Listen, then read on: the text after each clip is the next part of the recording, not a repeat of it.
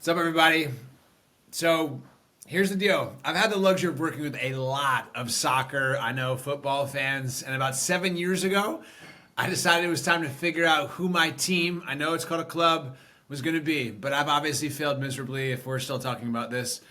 But the good news is I work with a lot of soccer fans at Gemini Sports Analytics, and they're super well versed on all things soccer. So this morning in a creative meeting, I asked, and here's talking to you, Amode, Hugo, Ali, James, Yev, and Dea for their advice on how to finally find my team. And the conversation we had left me laughing, motivated, and a bit more focused than I have been in my pursuit, as they gave me some really interesting criteria and ideas to think about. So here's a little kind of conversation back and forth. This is me. Listen, I like gnarly players. You know, Tom Brady, a.k.a. TB12, Michael Jordan, the GOAT, Mamba Mentality, Kobe. Like, maybe that's how I can find my team. And the team, of course, says, like, hey, have you heard of Jude Bellingham? Maybe you should look at Real Madrid.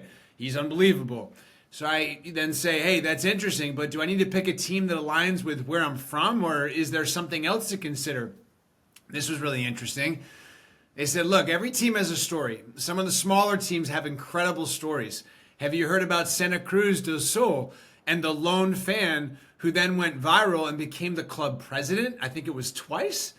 And I said, of course, no, I need to look at that. It sounds amazing. And, link below to the article in The Athletic. But of course, I then responded and said, look, this gives me a lot of work to do and a lot of work, stuff to work with. But what else should I consider as I try to figure out, who my team is going to be? And of course, the team then says, have you heard of this author, John Green, and how he became an AFC Wimbledon fan? You should definitely Google it. So, of course, I did, and that's an insane story, and I encourage anybody listening to this to check that out. And, of course, that's what I said. No, but I'm on it. This is so fun because, it's such an exciting thing, but it's also, like, pressure-packed because I really need to commit, as you can't just pick a team and then move on to another team. And they said, you're absolutely right.